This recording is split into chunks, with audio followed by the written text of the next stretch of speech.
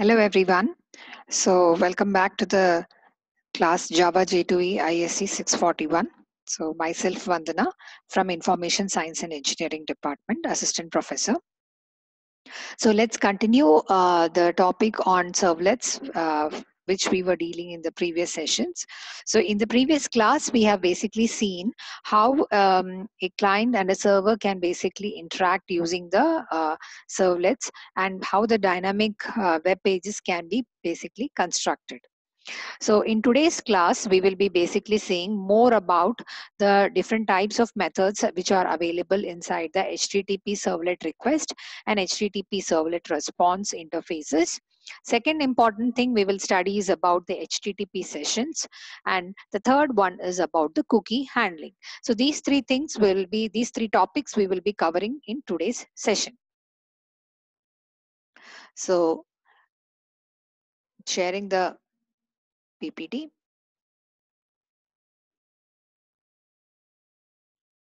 Yes. So in the previous class, we learned how the HTTP servlet request and responses can be there. So let's have a brief overview of what all are the different methods which are available inside the HTTP servlet request. So inside the HTTP servlet request interface, we have the method called as getQueryString, which returns any kind of query string in the URL. So whatever URL is coming from the client to the server, if there is any kind of specific query string that is followed by the question mark inside the query string, if it is there, it will be returned as a part of this particular method. Get remote user requested session ID, request URIs. So these methods are very easy to track the user who is currently issuing the request, the ID of that particular session. It will return the URI and the URLs and also the path of the URL that identifies the servlet. One important method, it is basically called as the sessions.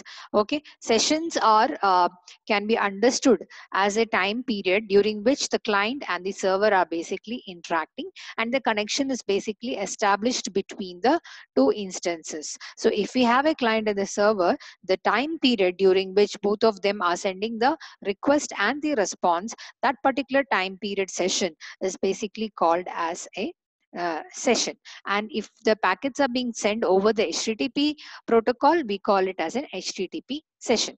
So servlets basically in Java provide some mechanisms to basically control these sessions. Okay, so we have a method called as get session, which takes an attribute boolean. If the new is equal to true and no session exists, then it creates and returns a session for this particular request. Otherwise, it returns the existing session for this particular request. I repeat, this method will return if the new is equal to true and there is no session which is currently existing, then it creates a new session for the corresponding request and it returns a handle to that particular session.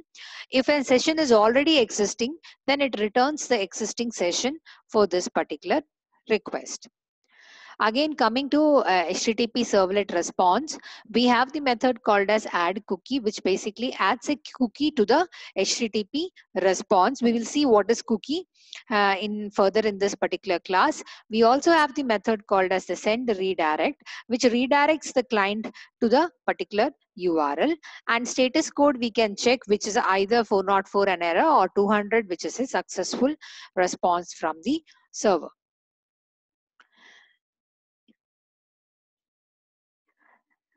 So as a part of the HTTP session interface, okay, this interface is implemented by the servlet to read and write the state information which is associated with a particular session between the client and the server. So let us assume that we want to keep a track of the session which is happening between the client and the server during a period of time. We have some special ways to basically handle it. So for example, you have the method called as set attribute, which takes a string name as the attribute and its value as an object. It associates the value which is passed in val with the attribute name which is passed in the attr, which is the attribute name. Also, you can basically have the corresponding get method, which returns the value associated with the name attr, and it returns null if the attribute is basically not found. So it is basically a simple getter and a setter method. You can understand like that. We have get attribute, okay, which will basically return the value which is associated with a specific attribute. Set attribute, it associates a value which is passed, okay, corresponding to the attribute name which is stored in this particular case with the name called as attr. Also, we have the method called as get attribute names, which returns an enumeration of all the attribute names associated with the session. I would like to repeat, get attribute names returns the enumeration of all the attribute names associated with the session. We can also basically get the creation time when the session was first established. It returns the time, okay, in milliseconds, okay, since the time frame which is basically specified when this session was basically created. So these four methods are available inside the class called as the HTTP session, where it basically allows you to set the attribute and get the attribute, also to basically get all the attribute names and the creation time for the same. So let's see a simple example of how it can be achieved. So how the session tracking can be done. Now, as I told, session is the time period during which, okay, the client and the server has a connection established between the two.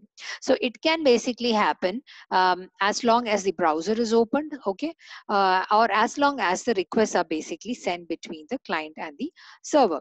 Now, HTTP Hypertext Transfer Protocol is a stateless protocol. That means every request is independent of the previous one. I would like to repeat here, when we say HTTP is a stateless protocol, every request is independent of the previous one. So let us take an example of a shopping cart.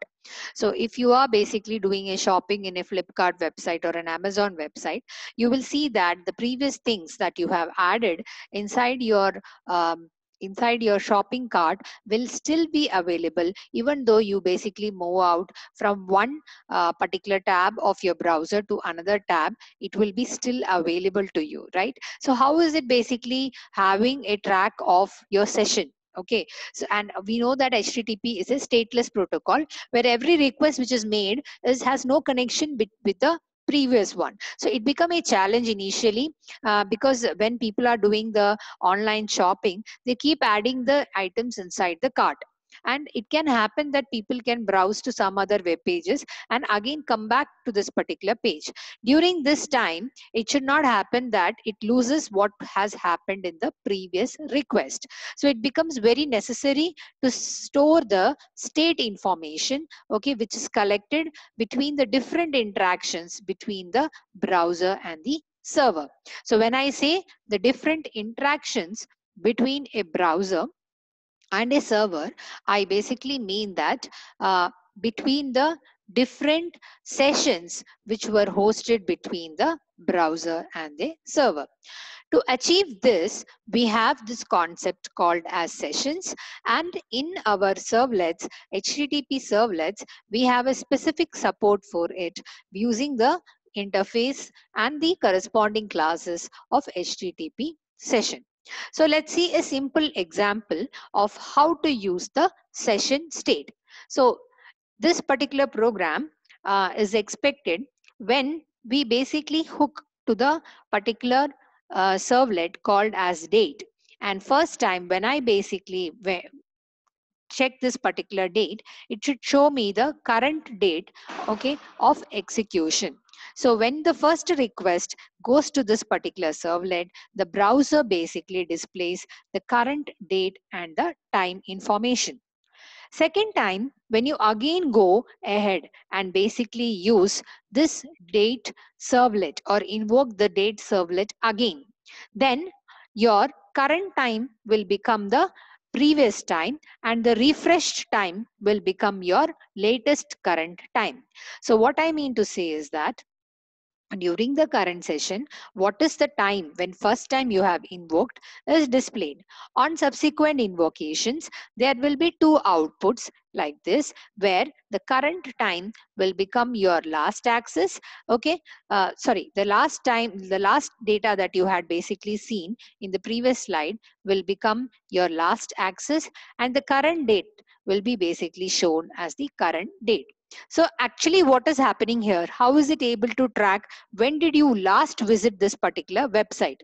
I repeat, what we are doing here is when you basically hook to a particular servlet, okay, that time during the session, I have taken out the time, and that particular time I am storing it inside a attribute, okay, inside my session. Next time, when I again basically make a request to the server, we know that HTTP protocol is stateless. It cannot recollect what it had done last time or when last time the client had basically logged in.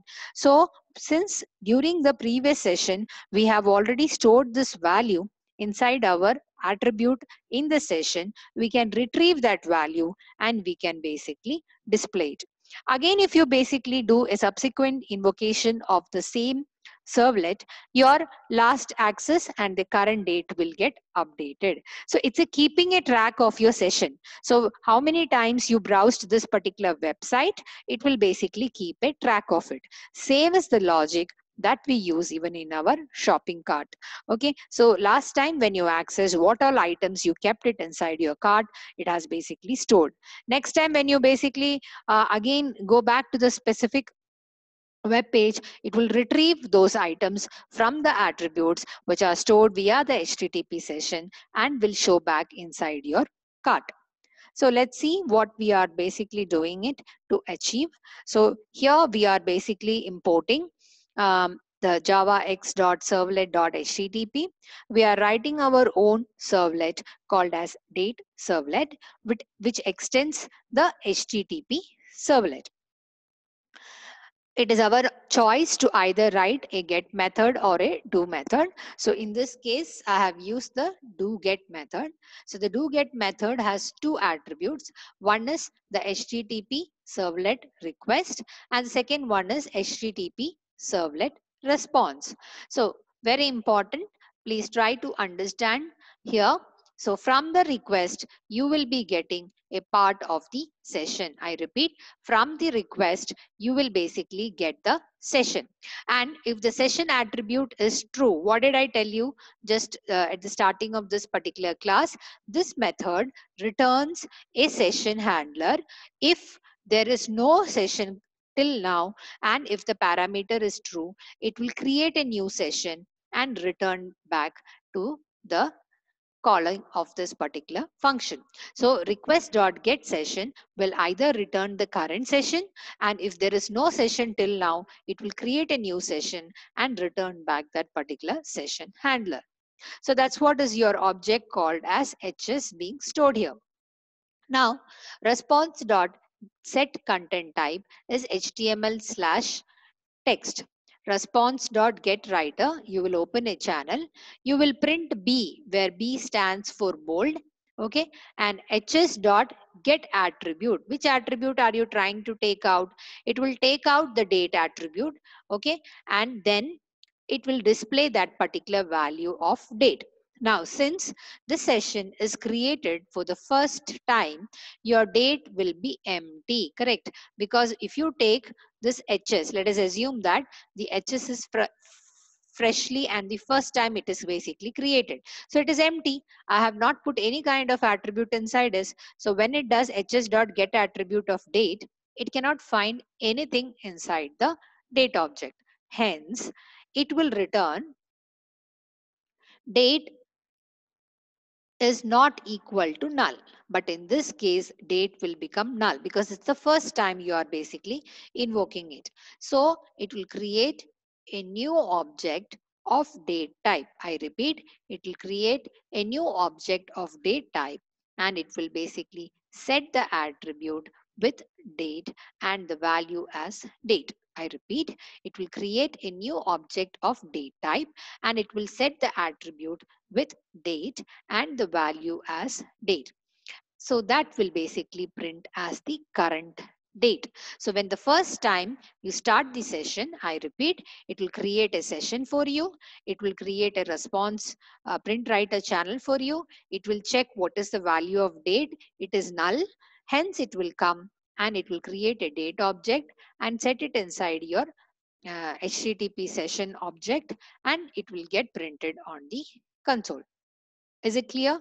Now, next time when you basically again invoke the same servlet, in such a case, it will return the session. And using that particular session, okay, it will get the value of the attribute date which you have stored last time. And that it will check whether it is not equal to null. If it is not null, then that will become the last access. So I repeat what exactly is happening.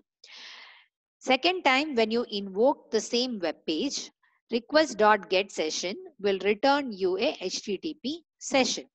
This session will get the attribute called as date, and it will check what is the value of this particular date. If it is not equal to null, then it will basically print the last access to be the date.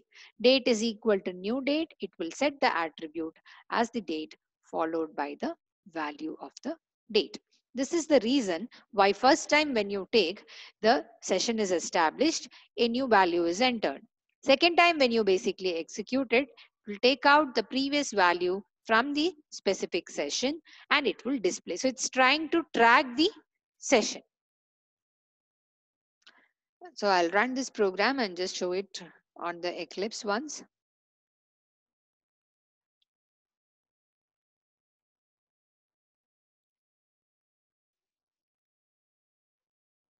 Yeah. So here it is again, HTTP session. I have created a dynamic web project. So under the dynamic web project, as we have seen, we have the SRC folder. I have not created any package and directly I have gone ahead and create the servlet. Inside the web content, I have the web.xml where web.xml is doing nothing much. Okay. And we have basically created with the display name as HTTP session project. Coming to the date servlet, I'm implementing the doGet method. So the first step, as I explained, we will create a handle to the session. We will open the writing channel. We will check what is there with respect to the date attribute. If it is null, then we'll create a new date and we will set that particular attribute. If it is not null, then that will become your last access. So you can print the last access and the current date. Once you execute this program, go to run as and run on server. We'll see the output.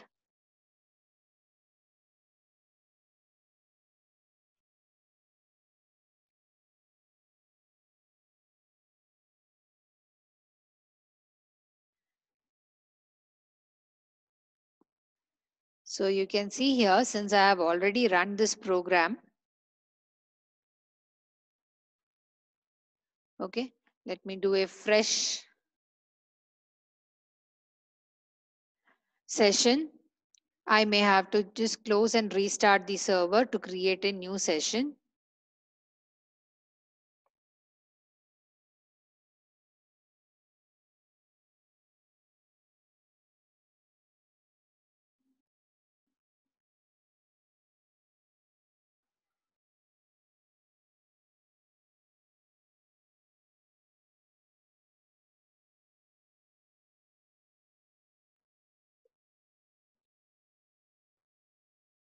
Okay, so you can see here, the last access I have done it at 12/8/2020 and the current date is basically shown at 51. A new access That becomes my last axis and the current date.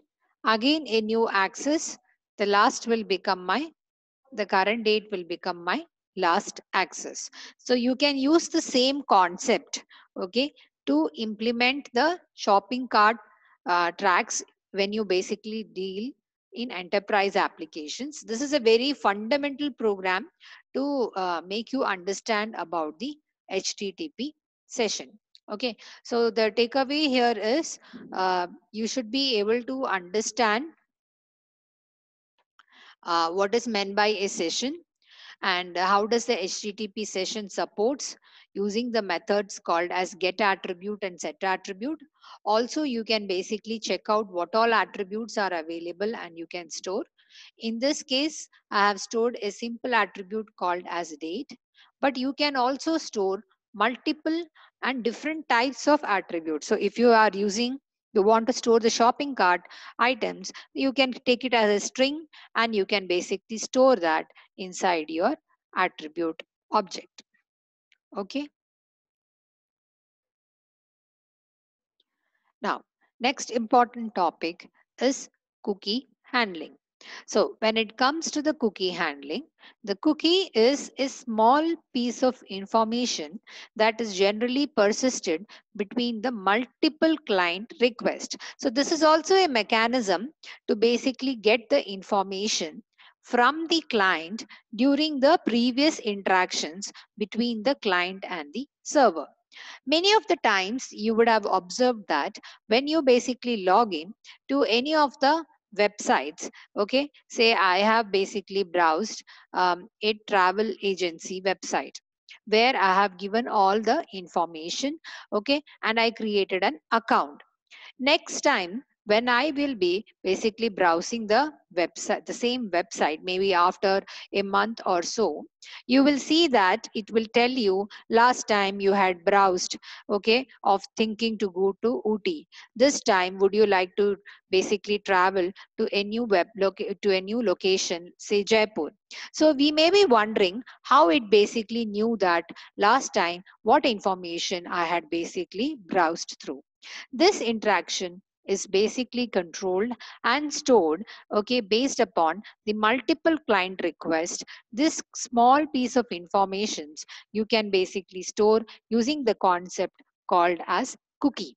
So cookies are small piece of information which gets stored on the client machine, okay, with the help of the web browsers where the web pages are basically getting hosted. Okay, so this cookie is a technique which will be stored as a small file. So if you are interested, you can check out where is your browser, for example Internet Explorer or Google Chrome or Mozilla, whichever browser you are using, where it is installed. In its temporary folder, if you go and check, there will be multiple files which you may not be knowing at all which kind of file it is, okay, it would have stored. If you double click and try to open those files, you will see some information related to the various websites that you have basically browsed through. So these cookies are later used by the same websites to get the information back. Okay. So for example, I am booking in IRCTC train booking website. Say last time I booked a ticket from Bangalore to let us say that Kerala. Okay. Now this information gets stored inside the cookie, which is a file on my machine. Next time, when I open again the IRCTC website, before I make a request, the IRCTC website will read that particular cookie from my particular machine. So it will come to know that last time I had made a travel from Kerala, from Bangalore to Kerala on so and so date. So this time it can readily give me some offer, okay, on a travel package between the Bangalore to Kerala, because it knows that your probability of taking the same package will be more based upon the information which is there. So as I said, this has got a lot of business value in the market because it is somewhere helping the companies to get the preferences of the customers when they browse the website. So let us assume that you bought a mobile phone and that information is stored by Amazon through a cookie on your on your system. And when you buy a mobile phone, it may also think that you should also buy a mobile phone cover. So it will readily give you a kind of ad, okay, where there is a discounted value, and you may be wondering, oh, I have bought a phone and it's very important that I got a offer now for the phone cover. Okay, so this all business works on based upon this informations which are collected from the client. So now coming back here, so cookie has got a specific name, cookie has got a single value, and it also has certain optional attributes. For example, the comment, the path, the domain qualifiers, the maximum age, and the version numbers. By default, every request is considered as a new request. In cookie technique, we can add the cookies with the response from the servers. So from the server, when the response is going back to the client, you add a small cookie to it and send back the response. So this cookie gets cached inside the browser. So wherever the browser is installed, so in the hard disk, this cookie will be basically stored. After that, if further a request is sent by the user, this cookie is added with the request by default. So next time when you make a request again to the same website, this cookie will get added to the request, okay, by default, and we can recognize the user as the old user. So you will basically be able to understand the choices and the preferences of the user. So this, it is heavily used during tracking the IDs, shopping cart content, logging credentials, user preferences, and all cookies are basically used. So one basic example I can give you is when you log into a particular web page and you type the username and the password for the first time. Second time, you can see that most of the cases, it will not ask you the password. When you type the username, automatically it will fill it up. Auto filling of the password basically happens. So from where is it reading it? Any idea? From where is it basically getting that password? First time, when you basically made your username and the password, and when you send it to the server responds back saying that successfully account created. At that time, along with the response, a small cookie file will also be stored on your system where the username and the password will be stored. Second time, again, when you try to log in, it will just take out this particular password, okay, from the system, and autofilling can also happen. Now, how does the cookie basically work? As you can see this diagram, you get on the web, a request information is sent from the website. When the website server replies, it sends a cookie. As I said in the response, it sends a cookie, which is stored on your hard drive.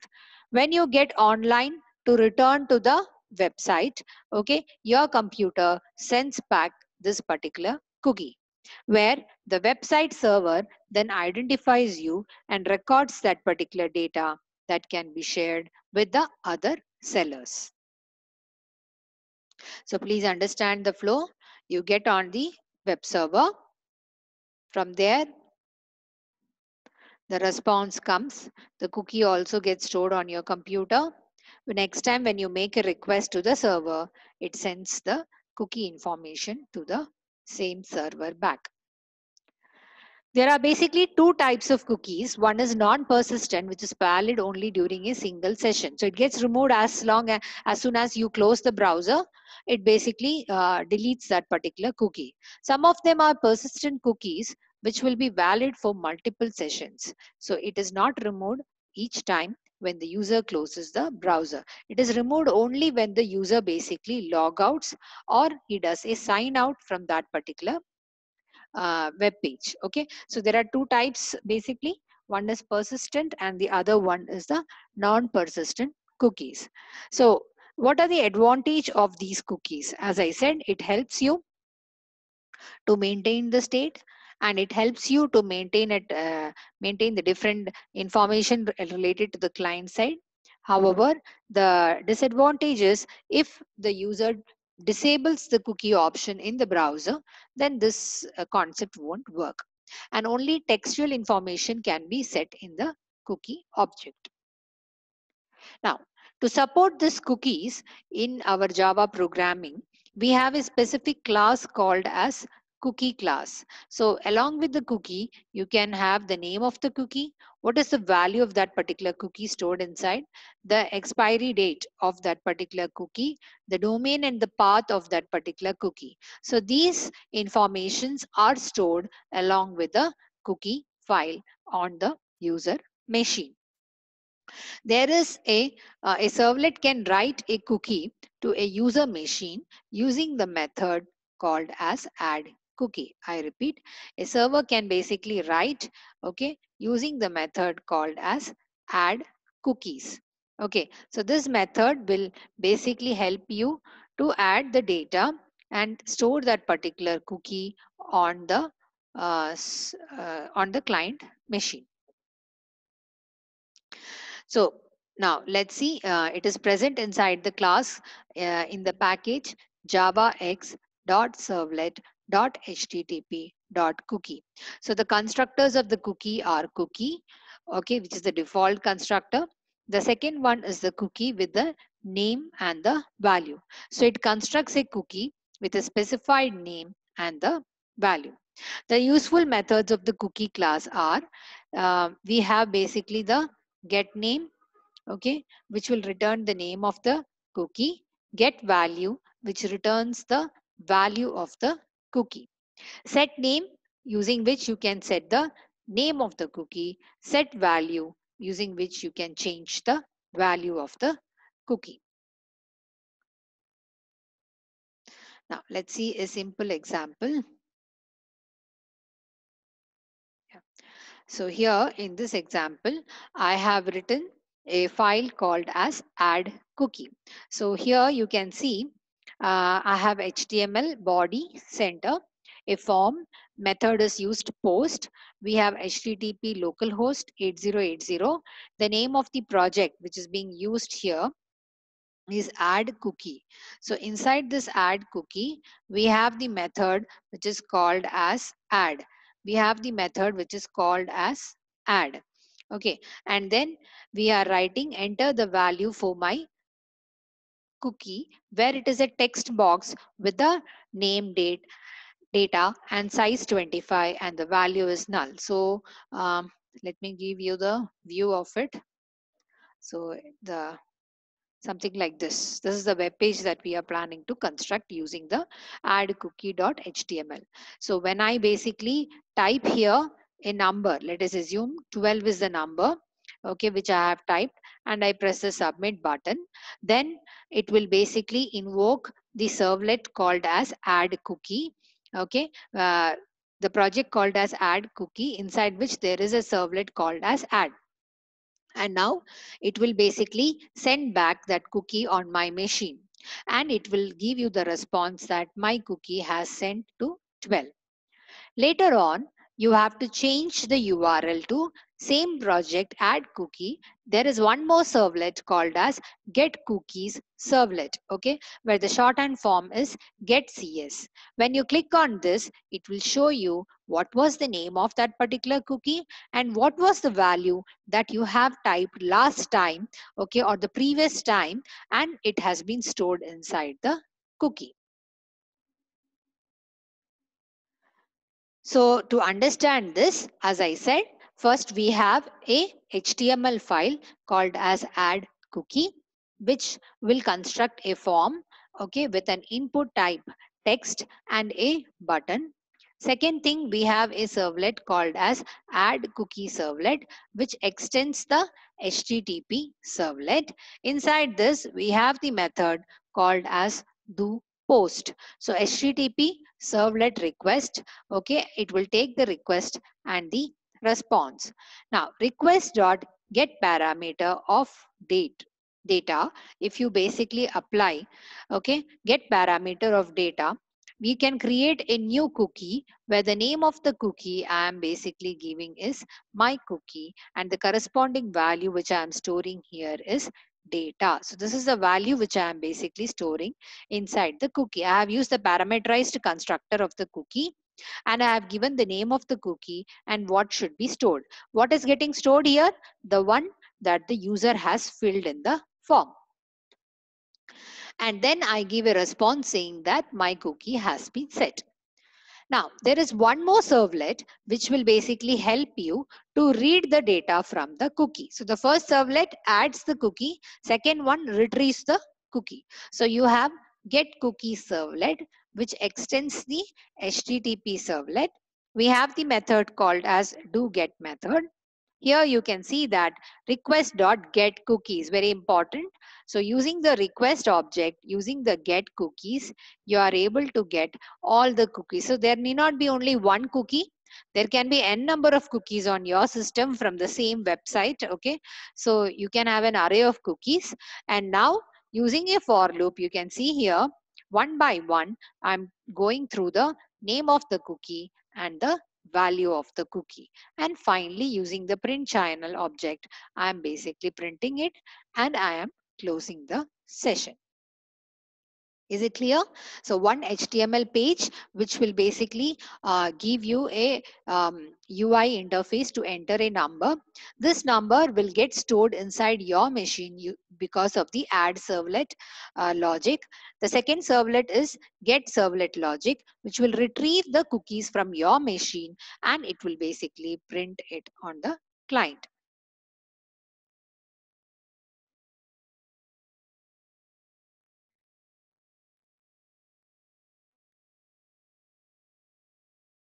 Okay, now let's see the web.xml, what exactly is happening. Inside the web.xml, if you see here, I have something called as servlet. The name of the servlet is add, and in reality, the servlet class is given as add cookie servlet. Second thing is the name of the servlet is GCS, but the servlet class name is actually get cookies servlet. So now we are telling the URL path. In the URL, you have to add the name called as slash add. Okay, so when you specify this, okay, what will happen? It knows that, okay, it has to map to the servlet name called as add. What is add? If you check in our slide, the add basically corresponds to the servlet name, which is called as add servlet, add cookie servlet. Same way, when you want to retrieve it, you have to give GCS, which will get get CS, which will be, you have to give this in the URL. Corresponding to this, it is mapped to the servlet name called as GCS. What is GCS mapped to? It is mapped to the servlet class called as get cookies servlet. Okay, so this is about your um, web.xml. Is it clear? So now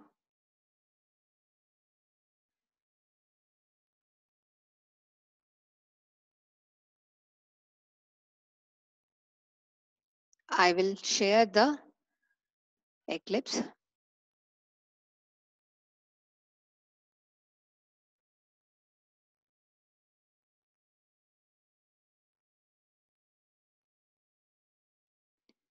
Okay, so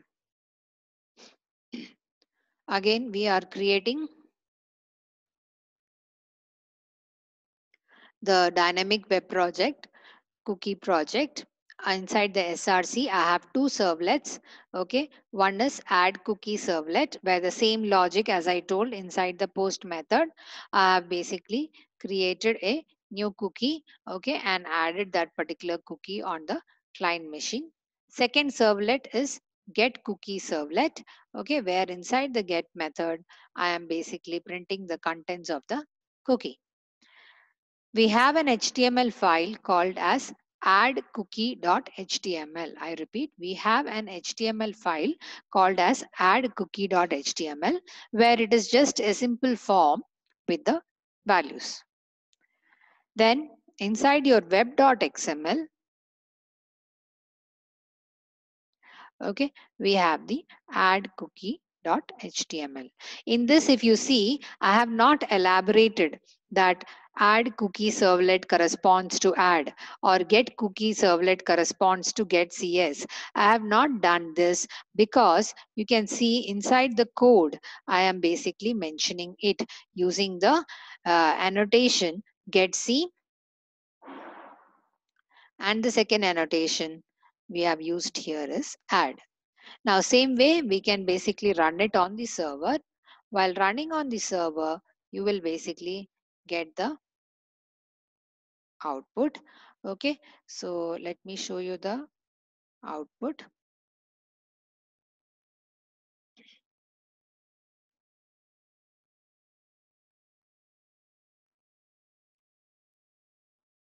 Yeah, so you can see here.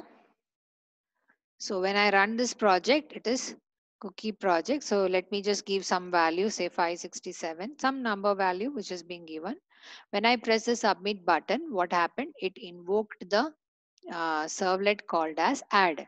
That means the add cookie servlet it has invoked. And then it gives me a response saying that my cookie has been sent to 567. So when this response is coming, we know that along with the response, the cookie was also sent. So on my system now, it has basically, I am using a Mozilla web browser. So in the Mozilla's temporary folder, you can see the cookie called as my cookie will be available. Next, what I want to do is I want to take out the content of the cookie. So I should basically read it using the.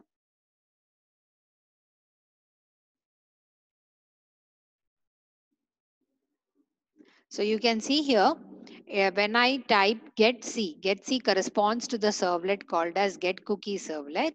It will show you what is the name of the cookie, what is the value which is stored inside that particular cookie, and also something related to the security CRSF token. And some these values are related to the by the default values which are stored inside the cookie.